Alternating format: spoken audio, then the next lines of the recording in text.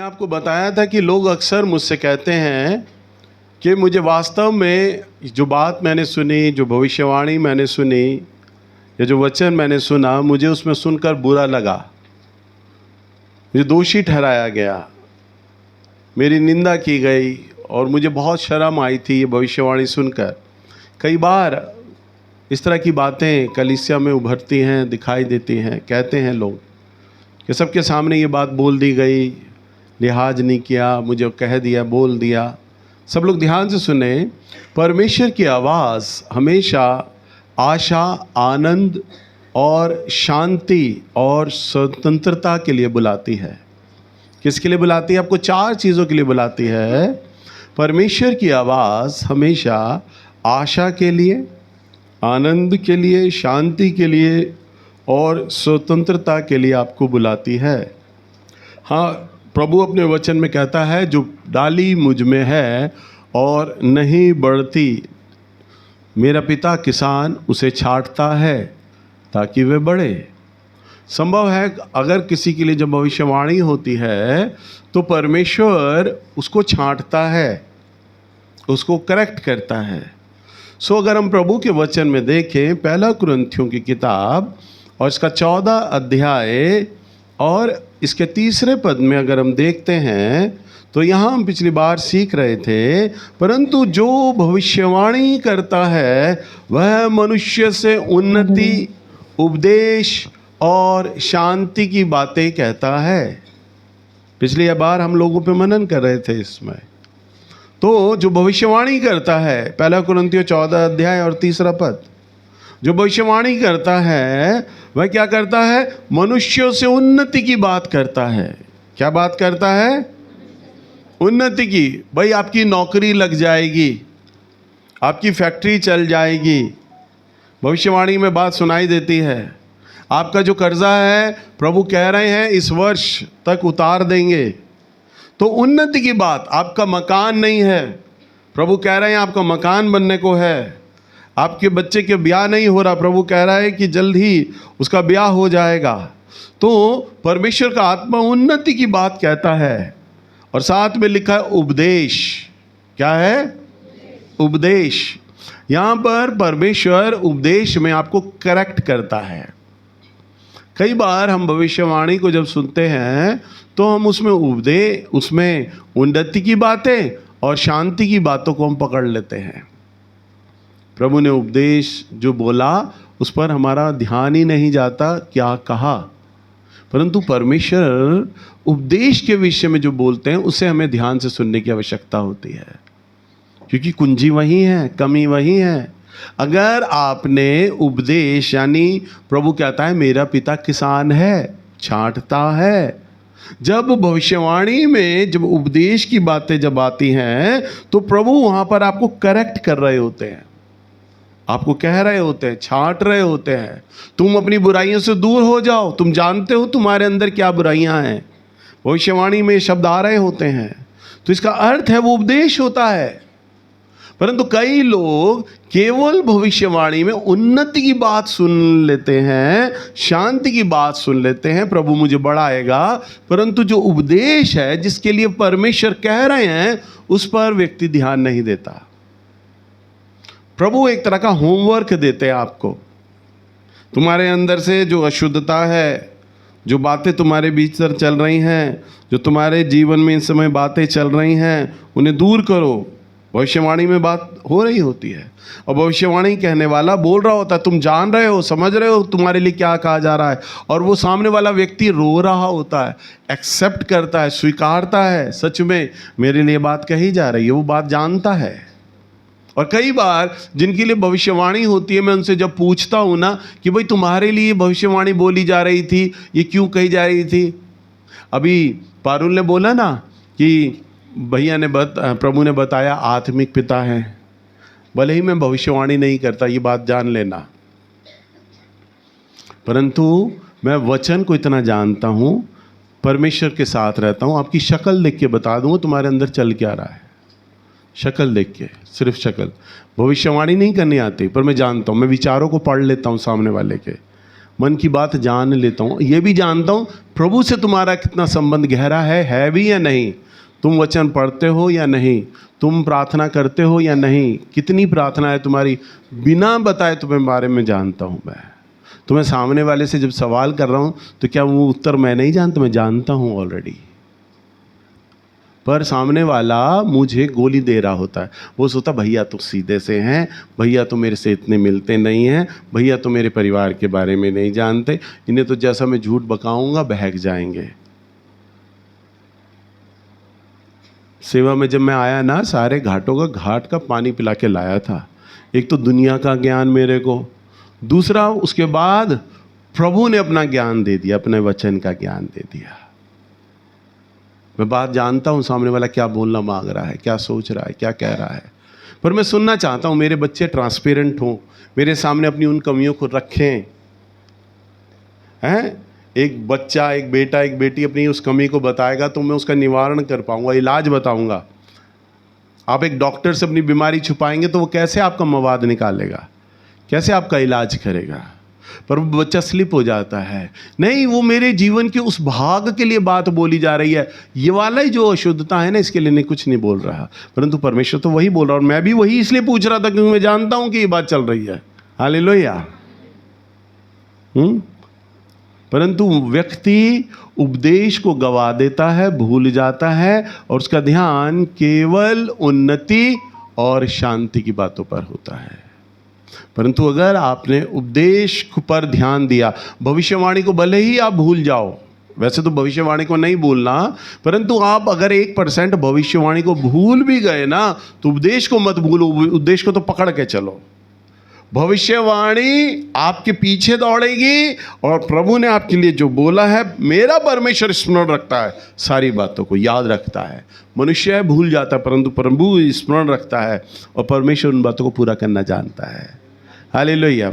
इसलिए ध्यान दीजिए, जितने भी लोगों के लिए बीते दिनों में जो जो भविष्यवाणियाँ हुई हैं, जितने भी भविष्यवाणियाँ करने वाली हमारी बहनें हैं जिन्होंने भविष्यवाणियाँ करी हैं, और आपके लिए जो भविष्यवाणियाँ हुई हैं और उसमें जो उपदेश आया है, आपके लिए जो कहा गया है, अगर आपने वो कहा गया जो प्रभु ने आपको उपदेश में बोला है वो नहीं करोगे, आपका जीवन थमा रहेगा, वहीं बैठे रहोगे।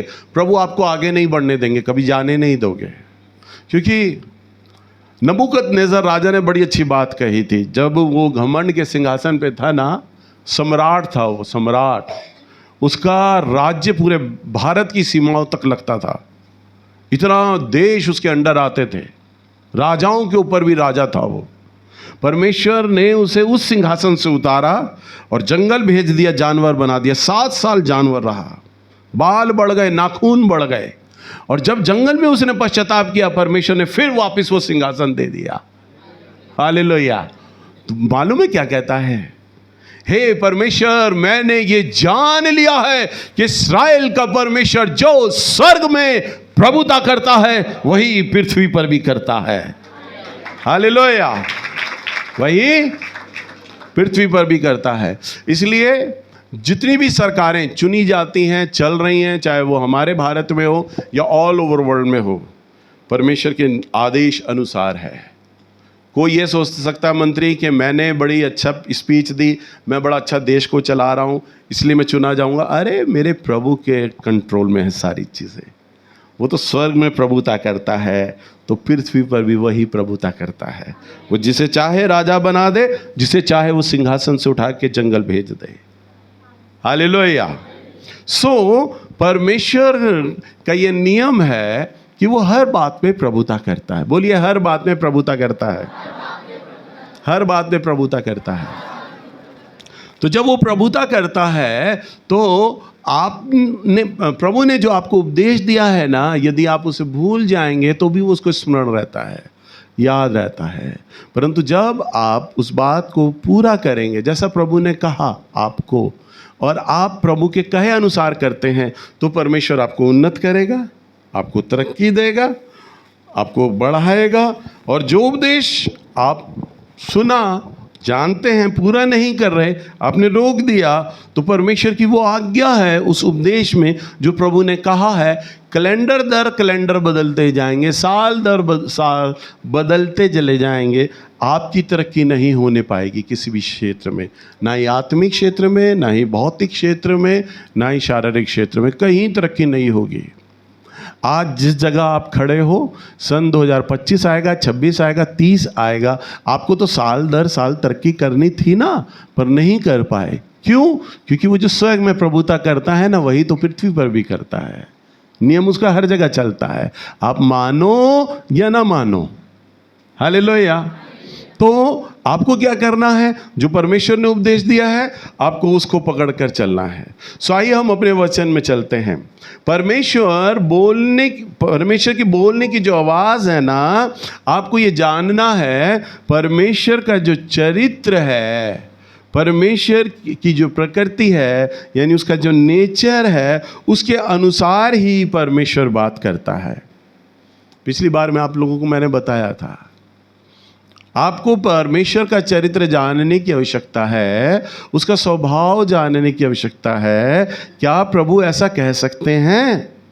क्या कहेंगे? क्या प्रभु ऐसा बोलेंगे? क्या प्रभु ऐसा करेंगे? मैंने आपको अपने जीवन की कोविड की गवाही के द्वारा आपको बताया था, मैं ये जानता था मेरा परमेश्वर अपने कहे हुए शब्दों से ना फिरने वाला है, वो अपने शब्दों को पूरा करता है, अपनी प्रतिज्ञाओं को पूरा करता है। तो प्रभु ने मेरे जीवन के विषय में जो प्रतिज्ञाएं की हैं, वे तो अभी पूरी ही नहीं हुई, तो मैं मर कैसे सकता हूँ? हालेलुया। और पिछली बार मैंने आपको यही तो बताया था, मैं अपने प्रभु का नेचर जानता हूँ, जब प्रभु ने जो कहा है वो अभी पूरा ही नहीं हुआ, तो मर भी नहीं सकता मैं, तो इसका मतलब है। हालेलुया। मुझे इस बात पर पूरा मैं निर्भर था। मैं अपने परमेश्वर के करैक्टर को, उसके चरित्र को अच्छे से जानता हूँ। दूसरी कुंजी ये है, दूसरा पॉइंट, कि परमेश्वर जब भी आपसे बात करेंगे ना, तो वो दूसरे से कंफर्म करेंगे। नोट कर लो, लिख लो, इसको याद कर लो, इसको दिमाग में बसा लो। प्रभु जब भी आपसे बात करेंगे व्यक्तिगत, तो परमेश्वर दूसरे के द्वारा उस बात का कंफर्मेशन देंगे, पुष्टि करेंगे। मुझे याद है कि परमेश्वर जब भी बोलेंगे तो वे किसी अन्य व्यक्ति के द्वारा प्रभु आपसे बोलेंगे। अगर हम नए नियम में जाएं, पुराने नियम में जाएं, तो हम देखते हैं बाइबल की अलग अलग कहानियों को, अलग अलग करैक्टर को, प्रभु ने जब अगर किसी एक व्यक्ति को बोला, तो परमेश्वर ने दूसरों के द्वारा भी उस बात की पुष्टि कराई। हालेलुया। अगर हम प्रभु के वचन में देखें, पहला कुरिन्थियों की किताब, इसका 14 अध्याय और इसका 29वां पद, क्या लिखा है? पहला कुरिन्थियों 14 अध्याय और उसके 29वें पद में, भविष्यवक्ताओं में से 2 या 3 बोले और शेष लोग उनके वचन को परखें। जब मंडली बैठी हो विश्वासियों की, तो भविष्यवक्ता जो लोग हैं वो भविष्यवाणियां करें। पौलुस कहता है वो भविष्यवाणियां करें, परंतु जो और दूसरे भविष्यवक्ता हैं या विश्वास में जो परिपक्व लोग हैं, वो कहता है वो उन बातों को परखें। वो उन बातों को क्या करें? परखें, टेस्ट करें। ये प्रोफेसी, ये भविष्यवाणी क्या परमेश्वर की ओर से आ रही है? देखिए, दुनिया के जितने भी भविष्यवाणी करने वाले लोग हैं, सुनो ध्यान से, मैं बात कहता हूं, सुनो ध्यान से। जो भी हमारे बच्चे जो भविष्यवाणी करते हैं वो भी सुनो, कलीसिया भी सुनो। दुनिया में जितने भी भविष्यवाणी करने वाले लोग हैं, और ये बात बहुत मैच्योरिटी पर आती है, बहुत ज़्यादा। दुनिया में जितने भी भविष्यवाणी करने वाले लोग हैं, जब वो भविष्यवाणी करते हैं, तो 90% परमेश्वर की आवाज़ होती है, उसमें प्रकाशन होता है जो प्रभु बोल रहे होते हैं। 5% वो भविष्यवाणी में अपना विचार कहीं ना कहीं से मिला ही देता है, आ ही जाता है। भविष्यवाणी करने वाला 5% वो अपनी मिलावट कर देता है। 5% वो अपने कुछ अनुभव से, जो उसने व्यक्तिगत बिताया परमेश्वर के साथ, या बीते दिनों में जो उसे कड़वे अनुभव हुए, उनकी मिलावट वो 5% करता है। यानी 90% में प्रभु 100% बोल रहे थे, परंतु उसने 90% परमेश्वर की आवाज को सुना। सुनो ध्यान से, जब आप प्रभु के साथ रिश्ता बिताते हैं, जो भविष्यवाणी करने वाले लोग हैं वो ज़्यादा ध्यान दें, और विश्वासी लोग भी, जब भविष्यवाणी आप करते हैं और जितना आप प्रभु की उपस्थिति में चलते हैं, एक भविष्यवाणी होती है केवल अभिषेक के द्वारा हो रहा होता है। अभिषेक प्रभु ने आपको दिया, वरदान दिया। वरदान दिया किस लिए जाता है? ये अथॉरिटी रहती है। सामने वाला प्रार्थना करे या ना करे, परंतु वो वरदान है भाई, वरदान है। प्रभु ने दान दे दिया, वो गिफ्ट दे दिया, अब उसे वो ऑपरेट करेगा बिना प्रार्थना किए। समझ पा रहे हैं? किसी को अगर मैं चंगाई के लिए बोलूं तो आप चंगाई के लिए आप आओगे तो आप सोचोगे मेरा प्रार्थना का जीवन तो है नहीं, मैंने उपवास तो किए नहीं, भैया जी मेरा नाम पुकार रहे हैं कि मैं चंगाई की प्रार्थना करूंगा तो मेरे से चंगाई तो होगी नहीं। आपके दिमाग में पहला क्वेश्चन ये जाएगा। परंतु जब आपके ऊपर वरदान होगा और वरदान में आपको चलते हुए काफ़ी समय हो चुका होगा, तो आपको पता होगा मेरा प्रार्थना का जीवन नहीं है, कोई बात नहीं, परंतु मैं खड़ा हुआ ना तो चंगाई होना शुरू हो जाएगी, क्योंकि वरदान मिला हुआ है मुझे। वरदान में यही बात होता है। तब उसको प्रभु के साथ है या नहीं है, परंतु वो वरदान ऑपरेट होता है। आप समझ रहे हैं? अब जैसे मुझे प्रचार करने का वरदान मिला है, अब मैं घर से टेंशन में आऊं, झगड़े में आऊं, कैसी भी बातों में आऊं, मेरा प्रार्थना का जीवन है नहीं है, वचन है नहीं है, परंतु जैसे ही बाइबल के पदों पे मेरी नज़र जाएगी ना तो 100 प्रकाशन मेरे विचारों में, मेरी आत्मा में आने लग जाएंगे। समझ रहे हैं आप लोग? जब मैं बोल रहा होता हूँ ना वचन, जब मैं प्रचार कर रहा होता हूँ, परमेश्वर एक तेजी से मेरे विचारों में बोल रहे होते हैं, ये बोल, अब ये बोल, अब ये बोल, अब ये बोल, अब ये वाला उदाहरण दे, ये गवाही दे, अब ये बोल, ये बोल, ये बोल, फटाफट बोल रहे होते हैं, फटाफट विचार आ रहे होते हैं, क्योंकि वरदान चल रहा है। परंतु अगर मैं आप में से किसी को कहूँ बेटा चलो आज का वचन तुम लो, तुम बोलोगे 2 बजे वाली सभा में पुराने लोगों में मैं प्रचार करूं, मैंने इतनी बाइबल नहीं पढ़ी, प्रार्थना नहीं किया, मैं आत्मा से भरा नहीं, मैं कैसे वचन प्रचार करूं? परंतु मुझे ये सोचने की ज़रूरत नहीं होती, मैं आराम से आ जाता हूं, निश्चिंत, वरदान है, प्रचार कर पाऊंगा, प्रचार कर लेता हूं। हालेलुया। परंतु ध्यान देने वाली बात है अब मैं जो आपको बता रहा हूं। परंतु भविष्यवाणी का संदर्भ एक ऐसा संदर्भ है जिससे आप स्पष्ट आवाज़ सुन लेते हैं प्रभु की, और जो सामने वाले को आप बताने जा रहे हैं ना, सामने वाला हूँ बहू से कॉपी पेस्ट मारेगा। सामने वाला सोचेगा ये तो प्रभु बोल रहा है, अब मुझे अब ऐसे ही करना है, ऐसे ही सोचना है, ऐसे ही चलना है, भविष्यवाणी को पकड़ के बैठ जाएगा। समझ रहे हो आप लोग? मैं अपने यहाँ से प्रचार कर दूँ सो कर दूँ, जो मर्जी, आप मन नहीं फिराओगे। परंतु एक प्रॉफिट ने आके, एक भविष्यवाणी करने वाले ने आपको जो बोल दिया ना वो आप करोगे। मैंने कितनी बार भेंटों में बोल दिया, कितने दशमांशों पे बोल दिया, आपने मन ही नहीं फिराया।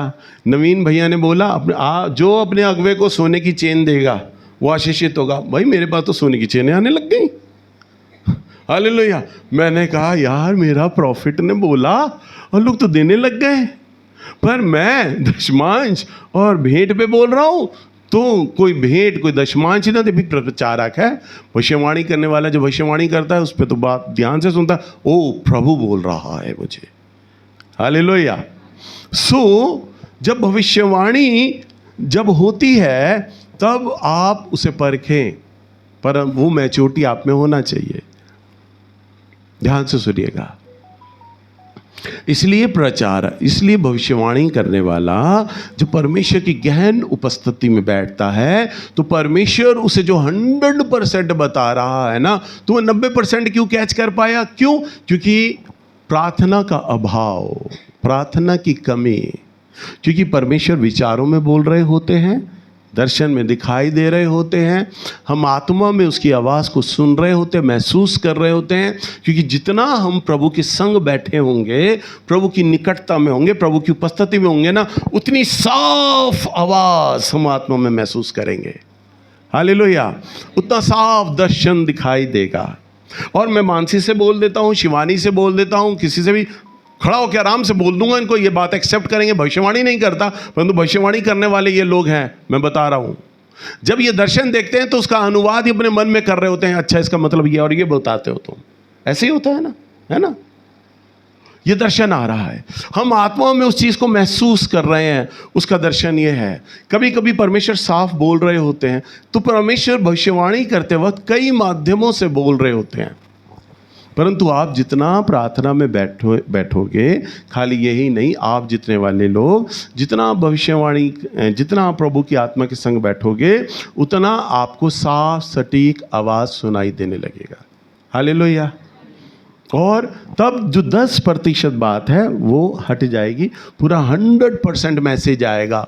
अगर भविष्यवाणी में दोष होता, कमी होती, तो पौलुस ये ना लिखते, क्योंकि पौलुस के ज़माने में भी कलीसियाओं में भविष्यवक्ता हुआ करते थे, भविष्यवाणी करने वाले होते थे। परंतु पौलुस ने क्या कहा, भविष्यवाणी कर तो रहे हैं पर मिलावट आएगी, उसमें कमियां होंगी, उन भविष्यवाणियों में दोष होंगे, क्योंकि वो अपना अनुभव डाल रहे होंगे, उसमें अपने मन की बात डाल रहे होंगे। इसलिए तो वो ये कहता है, उन्हें परखो। उन्हें कलीसिया में जो मैसेज आए ना, जो परमेश्वर की आवाज आए, वो बिल्कुल कट टू कट हो। जितना प्रभु कह रहा है उतना ही बोला जाए। अपने विचार मिश्रित ना हो जाएं, अपना अनुभव मिश्रित ना हो जाएं। इसलिए वो इस बात को कहता है, भविष्यवक्ताओं में से 2 या 3 बोले और शेष लोग उन्हें क्या करें, परखे। इसका मतलब क्या है, प्रभु का आत्मा जब आपसे बात करेगा ना, तो वो कुछ और दूसरे लोगों के द्वारा आपको पुष्टि करेगा, कन्फर्म करेगा। हालेलुया। मुझे याद है प्रारंभिक दिनों में जब मेरा चर्च सेवा शुरू नहीं हुआ था, मैं केवल प्रचार किया करता था, बीमार लोगों के पास जाकर, घरों में या चर्चेज में। तो कई बार प्रभु का आत्मा मुझे बोझ देता, अपना घर खोल और मैं इसे भर दूंगा। प्रभु बार बार मुझे बोलते, अपना घर खोल और मैं उसे भर दूंगा। मैं उन विचारों को झटक देता, मेरे बोझ आता बहुत, मैं उपवास करता, प्रभु बोलते अपना घर खोल, मैं उसे भर दूंगा। ये बात जब मैं 93 से 94 95 में जब मैं आया, तब ये गली बिल्कुल बनी भी नहीं थी। इस गली में 12 महीने पानी जमा रहता था, क्योंकि खेत की ज़मीन थी। हम बाहर भी जब जाते थे ना, चाहे सड़ी गर्मी हो, इस गली में पानी भरा रहता था। हम अपनी पैंटें ऊपर करते थे, घुटनों से ऊपर, वाल्मीकि मंदिर पे जाके बरमे से पैर धोते थे, जूते भी हाथ में लेके जाते थे, और वहाँ पर फिर जूते पहनते थे, फिर दूसरी जगह जाते थे। तो ये आलम था, और प्रभु कह रहे थे अपना घर खोल, मैं इसे भरूंगा। कई बार लोग मुझसे मेरे घर का एड्रेस मांगते कि भैया हम घर पे आना चाहते हैं, मिलना चाहते हैं, आपसे प्रार्थना कराना चाहते हैं। तो मेरे दिमाग में सीधा बात आती, मेरी गली तो बड़ी खराब है, लोग कैसे अंदर आएंगे, कीचड़ इकट्ठा है, लोग आ ही नहीं सकते। और मुझे भी ये शर्म आएगी जब ये मेरे घर में आएंगे, कहेंगे अरे इतनी कीचड़ वाली, इतनी गंदी जगह में तुम रहते हो। तो मैं लोगों को एड्रेस ही नहीं देता था। मैं उन्हें कहता था मैं तुम्हारे घर आ जाऊंगा, मुझे बता दो मैंने कब आना है, मैं आ जाऊंगा तुम्हारे घर, मेरे घर मत आओ। तो मैं टाल दिया करता था। परंतु प्रभु क्या कह रहे थे, मैं इसे भर दूंगा, मैं इसे भर दूंगा। और परमेश्वर को काम करने का मौका चाहिए था। तब उन दिनों मैं हर शुक्रवार उपवास करता था। 1 या 2 भाई मेरे साथ उपवास में बैठते थे। भाई मार्क हैं, पास्टर मार्क, वो मेरे साथ बैठते थे। एक भाई थे माइकल, वो आते थे। मेरी बहन होती थी, हम लोग उपवास फ्राइडे के दिन उपवास करते थे। तब अचानक क्या हुआ, जो संजय भाई है ना, जो कीबोर्ड बजाते हैं, इनकी मम्मी की तबीयत खराब थी, और ये अपने पति के साथ बुराड़ी चौक पे, ये जो पीर बाबा की दरगाह है ना, यहाँ पर आए प्रसाद चढ़ाने के लिए। ये पीर पे आ रहे थे प्रसाद वगैरह चढ़ाने। मैं उसी दरगाह के पास खड़ा हुआ था बस पकड़ने के लिए, और ये लोग पड़ोस में, हमारे गांव पड़ोस में जहाँ हम रहते थे ढका में, वहाँ पड़ोसी थे हमारे। मैं देखकर इन्हें पहचान गया, अरे ये तो हमारे ढका के पड़ोसी हैं, आ गए। और मैंने इनके पति से पूछा, मैंने कहा भैया भाभी को कहाँ ला रहे हो, ये पीर की दरगाह पे क्या हो गया? कह रहे अरे तुम्हारी भाभी की तबीयत बड़ी ख़राब रहती है और इसे बड़े चक्कर आते हैं, दुनिया भर के डॉक्टरों को दिखा लिया, कर लिया, कुछ नहीं कर पा रहा। उस समय मैं भजनपुरा जा रहा था प्रार्थना लेने, बस का इंतज़ार कर रहा था। मैंने इनके पति को बोला, मैंने कहा भैया अभी तो मैं बिजी हूँ और कल सुबह भी मैंने एक जगह जाना है प्रार्थना के लिए, मैं दोपहर 2 बजे आपके घर आता हूँ और 2 बजे के बाद है ना भाभी बिल्कुल ठीक हो जाएंगी, आपकी पत्नी बिल्कुल ठीक हो जाएगी। उन्हें विश्वास ही नहीं, हमारे घर का तो पड़ोसी का लड़का है, ये क्या ठीक करेगा। परंतु वो माने नहीं और फिर पीर की दरगाह में दोनों पति पत्नी चले गए प्रसाद चढ़ाने। जो स्टॉल पे खड़ी होती हैं वो, हाँ, प्रसाद चढ़ाने चली गई। मैं अपने भजनपुरा चला गया और ठीक 2 बजे अगले दिन मैं इनके घर पर आ गया जैसा मैंने कहा था। और मैंने एक छोटी सी आराधना करी और मैंने इनसे पूछा, कहती मुझे चक्कर बहुत आते। मैंने कहा कोई चक्कर नहीं आएंगे। मैं इनके पास आया, मैंने अपना हाथ बढ़ाया और कहा, मैंने कहा भाभी कि अपना हाथ मेरे हाथ में दे दो। यूँ सोच रहा हूँ प्रभु यीशु ने बाप का हाथ पकड़ लिया है। मैंने इन्हें खड़ा कर दिया, अपने साथ चलाना शुरू कर दिया, इनके घर पे चलाया, बिल्कुल नॉर्मल होके चलने लग गई, चंगी हो गई। कुछ नहीं, बस प्रभु ने काम किया। अब उसके बाद ये हमारे यहाँ पर प्रार्थना में आने लग गई। हर शुक्रवार ये प्रार्थना में आने लग गई, ज्योति प्रार्थना में आने लग गई, हर शुक्रवार उपवास में। उसके बाद कुछ दिनों के बाद ज्योति पे दुष्ट आत्मा आई, ये बैठी, बहुत शॉर्ट में बता रहा हूँ। फिर ये भी ठीक हुई और विश्वास में ये लोग आ गए। उसके बाद इसकी मम्मी के पास बुराड़ी के लोग आया करते थे दवाई वगैरह के लेने के लिए।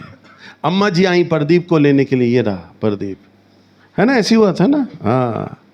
ये आया, इसके पेट में दर्द रहता था, इसे खाना नहीं पचता था, इसको समस्या होती थी। संजय की मम्मी लाई, भैया इसके लड़के के पेट में दर्द होता है, खाना नहीं पचता। मैंने कहा कोई बात नहीं, मैंने प्रार्थना किया, ये चंगा हो गया, हालेलुया। अब ये लोग शुक्रवार को आने लग गए। फिर धीरे धीरे बुढ़ारी के लोग जुड़ने लग गए। प्रभु ने मुझे क्या कहा था, अपना घर खोल, मैं से भर दूंगा। और मुझे मालूम ही नहीं था प्रभु काम कर रहा है मेरे घर में, मुझे मालूम ही नहीं था। शुक्रवार की प्रार्थना चलने लग गई, मेरा नीचे कमरे भरने लग गया, आंगन भरने लग गया, दूसरे कमरे भरने लग गए। उन दिनों मैंने भाई आमोस की सभा कराई, प्रार्थना सभा दिल्ली शहर में। तब आमोस भैया को दिल्ली में बहुत कम लोग जानते थे। तब उनकी सभा कराने के लिए जब मैं उनके चर्च गया, उनके पास होटल गया और दूर ग्राउंड में राजनिवास मार्ग चर्च में, उनके ग्राउंड में, वहाँ पर आराधना हो रही है, प्रार्थना हो रही है। और मैं आमोस भैया को लेने होटल में गया और होटल के कमरे में जब मैं गया, भैया बिल्कुल रेडी चलने के लिए, नीचे कार खड़ी है। भैया को मैंने कहा भैया चले। भैया फॉर्मल तरीके से बोलते, बेटा प्रार्थना सभा के लिए प्रार्थना कर दो। मैंने कहा ठीक है। बस मैं प्रार्थना करने बैठा, एकदम से परमेश्वर का आत्मा मुझ पर तेजी से उतरा। मैं घुटनों पर आ गया, मैं रोने लग गया और रोते रोते मैं उस सभा के लिए प्रार्थना करने लग गया जिस सभा में भैया को जाना है। आमोस भैया को लेकर प्रार्थना करने लग गया। आमोस भैया बिल्कुल नॉर्मल तरीके से सिर्फ बाइबल ली हुई है, टाई वाई बांधा हुआ है, प्रार्थना के लिए जा रहे हैं। एकदम से उन पर भी गहरा अभिषेक आया, जैसे सेमिनार में आता है इम्पार्टेशन के वक्त। और वो आए और उन्होंने मेरे सर पर हाथ रख दिया और बोले, जिस तरह मूसा एक बड़ी भीड़ को लेकर चला था, एक बड़ी भीड़ का दर्शन मैं तेरे पीछे देखता हूं। और परमेश्वर तुझे अब याजक बनाता है। क्या बनाता है? याजक बनाता है। और याजक की पगड़ी तेरे ऊपर रहता है और याजक की अभिषेक तेरे जीवन पे अब से चला करेगा। मैं तो एक मामूली प्रचारक बना रहना चाहता था, बीमार लोगों के लिए प्रार्थना, दुख तकलीफ लोगों के लिए प्रार्थना करना चाहता था। परंतु प्रभु मेरे घर को चर्च बनाना मांग रहे थे। मैं यहाँ कलीसिया लगाऊंगा, मैं कलीसिया बनाऊंगा। परमेश्वर कहता है ना अपने वचन में, मैं अपनी कलीसिया खुद बनाऊंगा। वो अपना चर्च बनाना जानता है, हालेलुया। और उसने लोगों को भेजना यहाँ पर हमारे घर में शुरू कर दिया। मैं यहाँ पर आता गया, लोग आते गए। अब लोगों ने डोनेशन लाना शुरू कर दिया। हर शुक्रवार को लोग डोनेशन लाते थे। भैया ने मेरे लिए बोला, अब तू कलीसिया बनाएगा, भीड़ तेरे पीछे चलेगी। अब लोग मेरे पास आने लग गए, हमारा चर्च छत भरने लग गया। उसके बाद मैंने कहा हम छत पे चलते हैं। हम छत पर आ गए। क्योंकि नीचे पूरा घर भर चुका था। हमारे छत का मुंडेर इतना इतना था, बस चारों तरफ मुंडेर इतना था। यहाँ संडे के दिन यहाँ लोग बैठते थे, हमने बलियां लगाई और उस पर तिरपाल बांध देते थे। इस तरह से हम इस तरह से प्रार्थना करने लगे।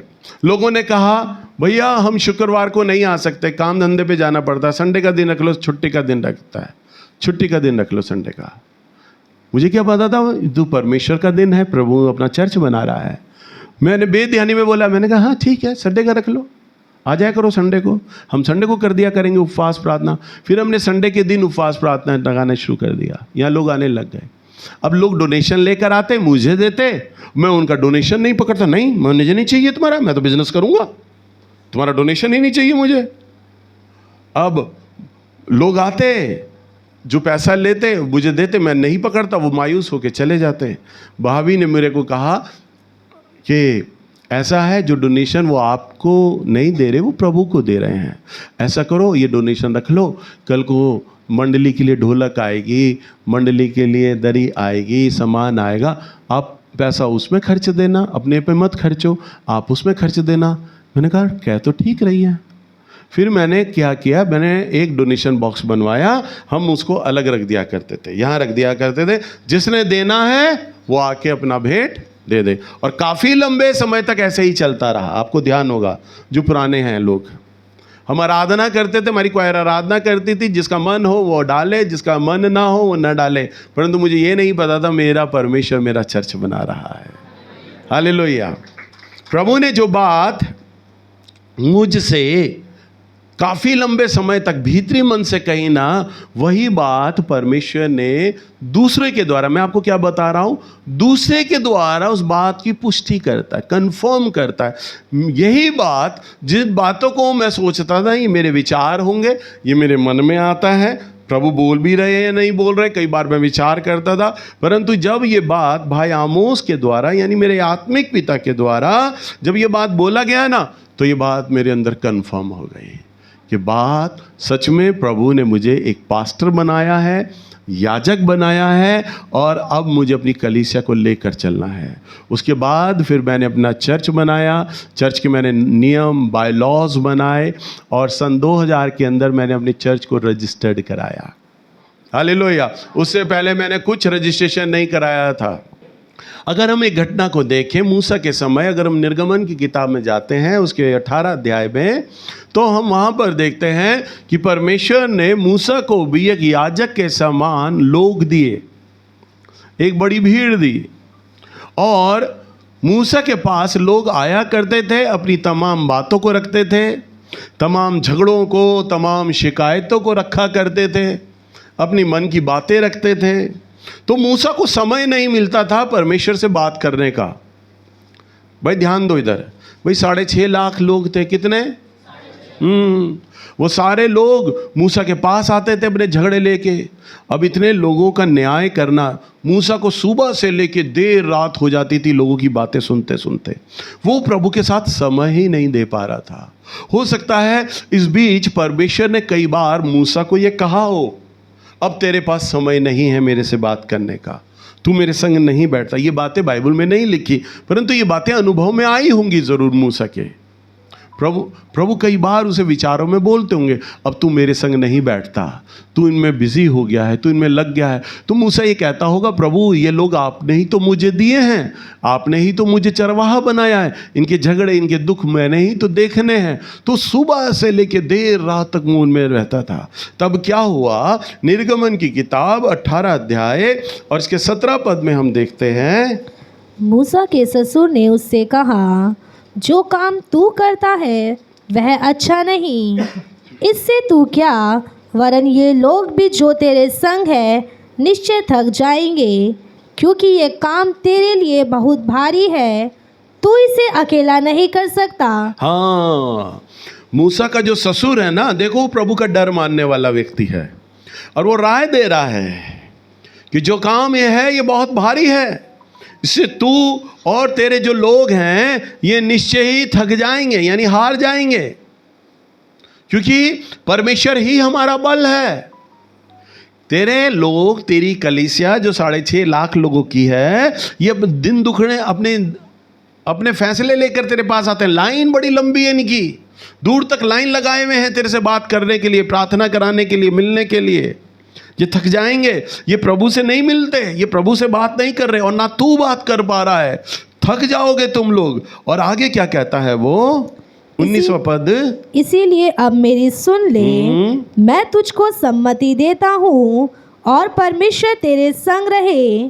तू इन लोगों के लिए परमेश्वर के सम्मुख जाया कर और इनके मुकदमों को परमेश्वर के पास तू पहुंचा दिया कर। हाँ देखो कितनी अच्छी राय उसका ससुर दे रहा है। मूसा जिसके द्वारा इस्राएलियों पर बड़ी 10 विपत्तियां आई, वह मूसा जिसने सीने पर्वत पर परमेश्वर को देखा, वो मूसा जो छड़ी देकर चट्टान से पानी निकाल रहा है, उस मूसा को उसका ससुर राय दे रहा है। ध्यान से सुनिए आगे क्या हुआ। इन्हें विधि और व्यवस्था प्रकट करके जिस मार्ग पर इन्हें चलना और जो जो काम इन्हें करना हो वह इनको चिता दिया कर। तू परमेश्वर के साथ बैठ पाएगा, वो कह रहा है, और प्रभु के संग बैठेगा। इस विधि और व्यवस्था को प्रकट कर, जिन्हें मार्ग पर चलना है, परमेश्वर से पूछ के अब हमें क्या करना होगा। प्रभु से राय ले, सम्मति ले, प्रभु से पूछ कि प्रभु जो लोग तूने इतने दिए हैं, जो इस मिस्र देश से निकाले हैं, अब हमें इनका क्या करना है। हाँ, फिर तू इन सब लोगों में से ऐसे पुरुषों को छांट ले जो गुणी और परमेश्वर का भय मानने वाले, सच्चे और अन्याय के लाभ से घृणा करने वाले हो, और उनको 1000-1000, 100-100, 50-50 और 10-10 मनुष्यों पर प्रधान नियुक्त कर दे। और वह सब समय इन लोगों का न्याय किया करे, और सब बड़े बड़े मुकदमों को तो तेरे पास ले आया करे, और छोटे छोटे मुकदमों का न्याय आप ही किया करे। और तब तेरा बोझ हल्का होगा, क्योंकि इस बोझ को वह भी तेरे साथ उठाएंगे। यदि तू यह उपाय करे और परमेश्वर तुझको ऐसी आज्ञा दे तो तू ठहर सकेगा, और ये सब लोग अपने स्थान को कुशल से पहुंच सकेंगे। हाँ देखो मूसा के ससुर ने क्या राय दी। ऐसा कर, ये लोग बहुत हैं, इनके ऊपर एक जज के समान लोग दे दे, जो तेरी आत्मा के चलाए चलते हो, तेरे मन अनुसार हो। 1000-1000 करके दे दे, 1000 लोगों के झुंड पे इन्हें बना दे। 50-50 हज़ार के ऊपर 1000 लोग दे दे, और फिर 100-100 लोगों के झुंड बना दे। 100-100 लोग छोटे जज हों जो उन्हें देखेंगे, और फिर 50-50 जज बना, और वो लोग जो चरवाहे हों वो उनको देखेंगे। एक सिस्टमेटिकली काम बना। वो बोल रहा है इससे तू परमेश्वर के साथ बात कर पाएगा, वो लोग भी बात कर पाएंगे, और तुम थकोगे नहीं। और ऐसा करके वो सब बातें उसे बता रहा है। और आगे क्या लिखा है, यदि तू यह उपाय करे और परमेश्वर तुझको ऐसी आज्ञा दे तो तू ठहर सकेगा। हाँ 24वां पद, अपने ससुर की यह बात मानकर मूसा ने उसके सब वचनों के अनुसार किया। हाँ क्या लिखा है, अपने ससुर की यह बात मानकर मूसा ने ऐसा किया। हालेलुया। मूसा को घमंड नहीं था। वचन में लिखा है मूसा पृथ्वी का सबसे दीन और नर्म व्यक्ति था। परमेश्वर इतना नजदीकी के साथ चलता था। मूसा ने परमेश्वर को देखा, इस्राएलियों को लाल सागर से बाहर निकाला। इतने आश्चर्य कर्म होने के बाद भी उसमें आत्मिक घमंड नहीं था। मेरा ससुर राय दे रहा है, मुझे चलाना है, मुझे बताना है, मैं सिखाऊंगा। अरे मुझे सिखाएगा मेरा ससुर, मैं बताऊंगा कैसे कर रहा है। प्रभु मुझसे डायरेक्ट मिलते हैं, मुझसे डायरेक्ट बात करते हैं। अगर आप सोचो परमेश्वर आप में से किसी से बातचीत करने लग जाए तो स्वाभाविक है आत्मिक घमंड होने लगता है। आप मानो या ना मानो, मैं कुछ हूं, कॉलर खड़े हो जाते हैं, मेरे में कोई क्वालिटी है, प्रभु मुझसे बात करते हैं, मुझसे कहते हैं। परंतु मूसा में घमंड नहीं आया। मूसा ने कहा अच्छा ठीक है, मेरा जो ससुर कह रहा है बिल्कुल सही कह रहा है, परमेश्वर भी तो मुझे ऐसे ही विचार देते हैं। मेरे पुत्र तू थक जाएगा इन लोगों में, तुम हार जाओगे अगर तुम मेरे संग नहीं बैठोगे। मेरा ससुर भी कुछ ऐसे ही शब्द तो बोल रहा है, कुछ ऐसे ही बातें तो कह रहा है। सोचो, जो बातें परमेश्वर मूसा को कह रहे हैं ना, सेम बातें ससुर जो कि अगुआ नहीं है, एक नॉर्मल व्यक्ति है, भले ही परमेश्वर का डर मानने वाला व्यक्ति है, पर वो परमेश्वर के वचन के अनुसार मूसा को सम्मति दे रहा है, राय दे रहा है। और लिखा है, और अपने ससुर के बात मानकर मूसा ने सब वचनों के अनुसार किया। उसने वही सब किया जो उसके ससुर ने बोला था। उसके ससुर ने बोला था 50,000 हजार पे 1,000 लोगों को नियुक्त कर दे, और उन 50,000 लोगों को और जो छोटा करेंगे 100 लोग नियुक्त कर देना, फिर 50 नियुक्त कर देना, इस तरह से तुम थकोगे नहीं। और मूसा ने अपने ससुर की बात मानी और वैसा ही किया। और हम आगे देखते हैं निर्गमन की किताब 39 अध्याय और इसका 42वें पद में, अर्थात जो जो आज्ञा यहोवा ने मूसा को दी थी उन्हीं के अनुसार इज़राइलियों ने सब काम किया। हाँ, क्या लिखा है? अर्थात जो आज्ञा यहोवा ने मूसा को दी उन्हीं के अनुसार इस्राएलियों ने सब काम किया। हालेलुया। किसने आज्ञा दी? बताओ, मूसा को किसने आज्ञा दी? परंतु अभी तो थोड़ी देर बाद हम ससुर के बारे में सीख रहे थे। भाई, ससुर ने बोला ना 1,000 लोग बना, 100 लोग बना, 50 लोग बना। हम इससे पहले पद में पढ़ते हैं तो वहां तो लिखा है कि मूसा ने अपने ससुर की बात मानी और वैसा किया।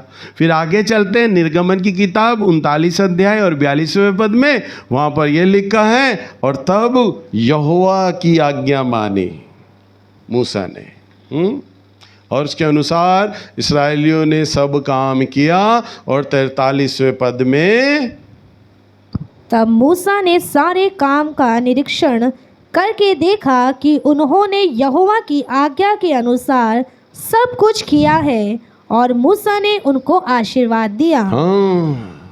अब वो 1,000 लोगों की मंडली में गया। भाई, 1,000 लोगों को लेके आओ, जो 1,000 के ऊपर मैंने आदमी ठहराया था वो उसको लेके आओ। अब 50 लोगों का ग्रुप देख रहा है, 100 का ग्रुप देख रहा है, सारी छोटी छोटी मंडलियों में जा रहा है, और सब उसे काम अच्छा लगा। भाई, सबकी देखभाल हो रही है, हर परिवार को अच्छे से देखा जा रहा है, हर परिवार की सूदी रखी जा रही है, हर परिवार की चिंताएं हो रही हैं, हर परिवार के लिए प्रार्थना हो रहा है, हर परिवार के झगड़े निपटाए जा रहे हैं। उसने सबको देखा, उसके मन में संतुष्टि हुई। जिस काम का बड़ा बोझ वो लेकर सुबह से लेकर देर रात तक लगा रहता था ना, अब उसे संतुष्टि हुई। अब मैं अपने प्रभु के साथ बैठ पाऊंगा। हालेलुया। तब उसको समय मिला, अब मैं बैठूंगा अपने प्रभु के साथ। परंतु ये सम्मति तो ससुर ने दी थी, प्रभु ने नहीं, परंतु मूसा ने किया। और आगे देखते हैं, मूसा ने परमेश्वर की बात को माना। हालेलुया। परंतु हम ये देखते हैं कि वह बातें जो परमेश्वर मूसा को काफ़ी लंबे समय से कह रहा था, परमेश्वर ने देखा ये मेरी बात को सुन नहीं पा रहा, समझ नहीं पा रहा, तो परमेश्वर ने एक मनुष्य को लाकर खड़ा कर दिया उसके आगे। अब इसकी भाषा तू समझेगा, क्योंकि मैं इसमें से होकर अब तुझसे मिलूंगा। हालेलुया। और परमेश्वर ने फिर मूसा के द्वारा उससे बात किया। जैसे अभी मैंने अपने व्यक्तिगत जीवन का उदाहरण दिया था कि मैं प्रार्थना करता था चर्च को बनाने के लिए, मुझे मेरे विचार नहीं समझ आते थे, परंतु परमेश्वर ने तो दूसरे को लेकर आए, यानी भाई आमोस के द्वारा मुझे ये बात कंफर्म किया कि तुझे चर्च की सेवा संभालना है। हालेलुया। सेम वे, ऐसे ही बिल्कुल मूसा के जीवन में भी परमेश्वर ने किया। और जब मूसा और ससुर ने क्या कहा था, तू थक जाएगा, तेरे इस्राएली थक जाएंगे, तू भी थक जाएगा, झगड़े सुनते सुनते हार जाएगा। और आगे हम क्या देखते हैं, मूसा ने सब निरीक्षण किया और यहोवा की आज्ञा के अनुसार सब कुछ किया, और मूसा ने उनको आशीर्वाद दिया। अब मूसा फ्री हो गया। अब मूसा क्या हो गया? फ्री हो गया, बिल्कुल फ्री, आज़ाद हो गया। अब काम धंधे से अब दूसरे 1000 लोग देखेंगे, 100 लोग देखेंगे, 50 लोग देखेंगे, 6.5 लाख लोगों को देखेंगे। हालेलुया। अब मुझे आगे का करना है। थोड़ा सा वचन लंबा हो रहा है, मैं अपने जीवन की फिर गवाही बताता हूं। एक बार मैंने शुरुआती दिनों में 7 दिन के उपवास किए। मुझे खाने का बहुत ज़्यादा शौक है, हद से ज़्यादा शौक है खाने का। मेरी पत्नी से पूछ सकते हो, अगर मेरे मन अनुसार सब्जी ना बने तो मैं रोटी पे चीनी डाल के खाता हूँ। फिर मैं बच्चों की तरह सब्जी रखी है घर में, 2-3 सब्जी जैसी भी रखी हो, पर अगर मेरे मन अनुसार नहीं है तो मैं चीनी डाल के खाता हूँ। रोटी उसी से खा लूँगा मैं, परंतु मुझे खाने में टेस्ट चाहिए। तभी तो पेट बाहर आ गया टेस्ट के चक्कर में। हालेलुया। प्रभु ने, ये प्रारंभिक दिनों की बात है, प्रभु ने मुझे कहा, मेरे पुत्र तू 7 दिन के उपवास कर। मैंने कहा हाँ प्रभु कर लूँगा। मैं मन में कुछ हुआ, और तब तो बहुत उपवास करता था। प्रभु ने, मैंने कहा हाँ प्रभु कर लूँगा, रात को तो अच्छा खाना खाना है, मैंने कर लूँगा। प्रभु ने कहा ध्यान से सुन। मैंने कहा हाँ प्रभु जी बोलिए। प्रभु ने कहा इन 7 दिन में तू कोई भी पका हुआ भोजन नहीं खाएगा, सिर्फ उबला हुआ ही भोजन खाना, उसमें मसाला और तेल ना हो बिल्कुल भी, केवल उबला हुआ भोजन। मैंने कहा उबला हुआ भोजन। मैंने कहा चलो आलू से काम चला लूंगा 7 दिन। उबले हुए आलू में टेस्ट लगता है। प्रभु ने कहा जो सब्जी तू एक बार उबाल के खाएगा उसे दोबारा मत खाना। मैंने कहा है ये क्या बोल रहे हो प्रभु? आलू पे कल्पना के ठहरी थी, आलू से काम चलाऊंगा 7 दिन। फिर सच कह रहा हूं, अलग अलग सब्जियां बेस्वाद उबाल के खाई मैंने 7 दिन तक। और जिस कमरे में बैठा होता हूं ना मैं, उस कमरे में मैं बैठा हुआ था, और मेरा 7वां और आखिरी दिन था, और मैं प्रार्थना कर रहा था, अपने नॉर्मल प्रार्थना कर रहा था अपने उपवास को लेकर। एक तेज प्रकाश मेरी आंखों के सामने आया। मेरी आंखें उस प्रकाश के आगे ऐसी धुंधला सी हो गई जैसे मानो मैं खोल भी नहीं सकता। जब तेज सूरज सामने हो ना तो हम खोल नहीं सकते अपनी आंख, यूं करके हम सूरज के आंख के सामने बंद कर लेंगे। सोचिए प्रभु खड़े हो तो कैसे आदमी कोई आंख खोले। मुझे आवाज आती है तेरा दर्शन क्या है। मेरे से प्रभु ने पूछा तेरा दर्शन क्या है। अब मैं खुश हो गया। मैंने कहा प्रभु अभी तो 50-100 लोग आ रहे हैं। मैंने मन ही मन में विचार किया, प्रभु बोल रहा है तेरा दर्शन क्या है, तो 1000 लोग मांग लेता हूं अपने चर्च के लिए। मैंने कहा प्रभु मुझे 1000 लोगों की कलीसिया चाहिए। प्रभु ठहरे। प्रभु ने कहा जो दर्शन मैं तुझे बताऊं यदि तू सुने तो तू विश्वास ना करेगा। प्रभु ने क्या कहा? प्रभु ऐसे ही लिमिटेड बोलते हैं, फालतू बनने की बातें नहीं करते, समझाने नहीं बैठते। नहीं मेरे बच्चे देख समझ तू, वो ऐसे नहीं बोलते, वो तो ऑर्डर दे रहे होते हैं। जो दर्शन मैं तुझे बताऊं तो तू विश्वास ना करेगा। मैं रो पड़ा प्रभु के आगे, प्रभु क्या है आपका दर्शन? पहले प्रभु ने मेरा दर्शन पूछा, मैंने अपना दर्शन बताया 1000 लोगों का। प्रभु ने कहा जो दर्शन मैं तुझे बताऊं तो तू विश्वास ना करेगा। मैं रो पड़ा, प्रभु आप बताइए ना आपका दर्शन क्या है। प्रभु ने कहा मैं तुझे जागृति में खड़ा करना चाहता हूं, क्या तू दिल्ली की जागृति में खड़ा होगा? मैंने कहा प्रभु बहुत बड़े प्रचारक हैं, बहुत अच्छे लोग हैं जो तेरे लिए भूखे हैं प्यासे हैं, उन्हें क्यों तूने क्यों नहीं चुना? प्रभु ने मुझे कहा मैंने तेरे उन पैरों को देखा है जो तू मेरे लिए दौड़ा है, तू मुझसे कितना प्यार करता मैं जानता हूं, क्या तू खड़ा होगा? प्रभु ने फिर सवाल किया, और मानो ये सवाल ऐसा था जैसे बस आखिरी बार होगा, उसके बाद तो प्रभु आमीन कर देंगे, दोबारा नहीं पूछने वाले। मैंने प्रभु को कहा प्रभु यदि आप चाहते हैं, आपकी इच्छा है तो मैं इस दर्शन में खड़ा होने के लिए तैयार हूं। सुनो हालेलुया। तो मेरे मन से पूछना अब क्या होने वाला है। प्रभु ने कहा अब से तेरी सेवा प्रचार की ना होगी, तू मत जाना कलीसियाओं में प्रचार के लिए। अब से तेरी सेवा प्रार्थना की होगी, प्रचार की ना होगी। तू जिन क्षेत्रों में जाता है उन्हें अपनी आत्मा के अनुसार प्रचारक बांट दे और उन्हें कलीसियाएं दे दे, और बोल दे कि वे अपनी कलीसियाओं का दशमांश और भेंटे अब से तुझे ना दिया करेंगे, वे प्रचारकों को दिया करेंगे। ये बोला था मैंने कि हालेलुया यहां से नहीं निकलेगा अब। हालेलुया।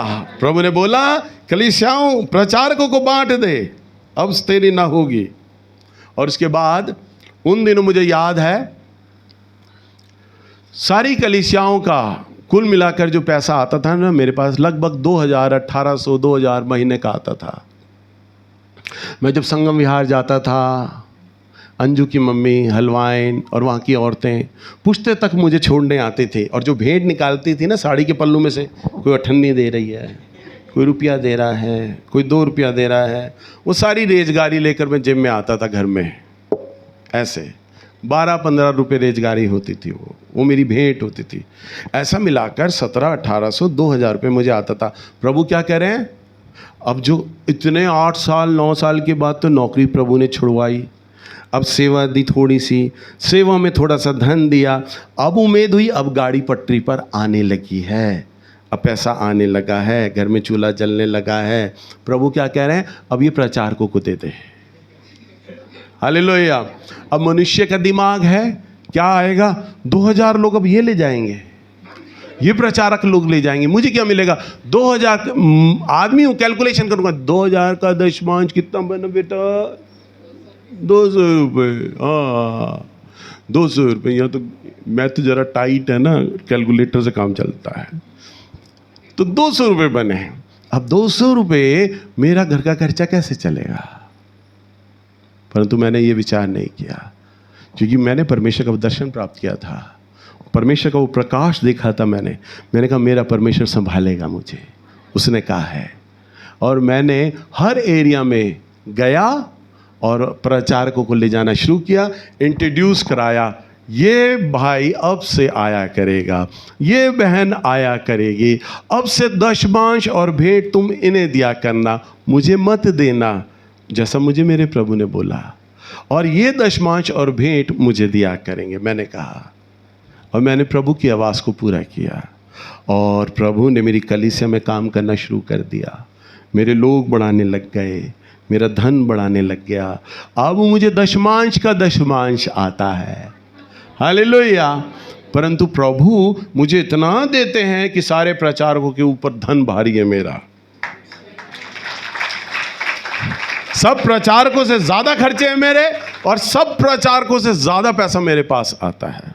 बताओ मुझे, जबकि दशमांश का दशमांश मिलता है उसके बावजूद। हालेलुया, है ना, कितना अद्भुत मेरा परमेश्वर। और प्रभु ने मेरे ज़रूरतों को पूरा करने लग गया। जिस प्रकार मूसा को उसके ससुर ने राय दी और मूसा ने देखा ये सारे काम अच्छे हैं, उसे संतुष्टि मिली, और मूसा को परमेश्वर ने फ्री कर दिया, ऐसे ही परमेश्वर ने मुझे फ्री कर दिया है। अब मेरा घर में काम प्रार्थना करना, उपवास करना होता है, ताकि मैं अपनी कलीसिया को वचन सिखा सकूं, अपने कलीसिया को वो बता सकूं जो मेरा परमेश्वर करना चाहता है। मेरी कलीसिया को कैसे आगे दर्शन में लेके जाएगा परमेश्वर, मेरा सिर्फ ड्यूटी ये रह गया है। मेरी कलीसियाओं में कहाँ उपवास हो रहे हैं, कहाँ प्रार्थनाएं हो रही हैं, कि कौन से नए एरिया आ रहे हैं, कहीं नए लोग आ रहे हैं, मुझे कुछ भी नहीं मालूम।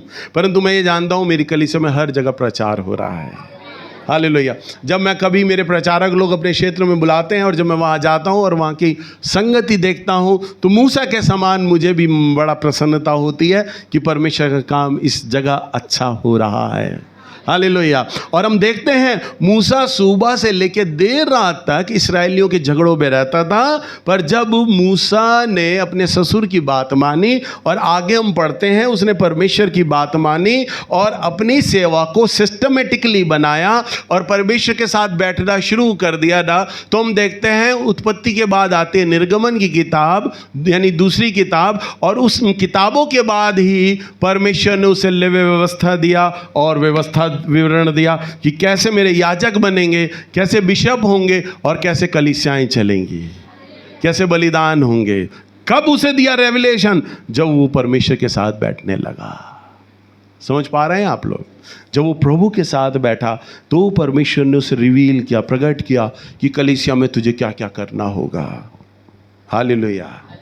कई बार आप में से कई लोग आते होंगे जब मुझे घर में अकेला पाते होंगे तो कहते होंगे भैया की सेवा बड़ी मस्त है, प्रचारक लोग लगे हैं धूप में ठंड में, हम भैया तो घर में रहते हैं। पर भैया को प्रभु ने एक अलग प्रकार की सेवा दी है। मूसा के समान दाढ़ी नहीं बढ़ी बस। हालेलुया।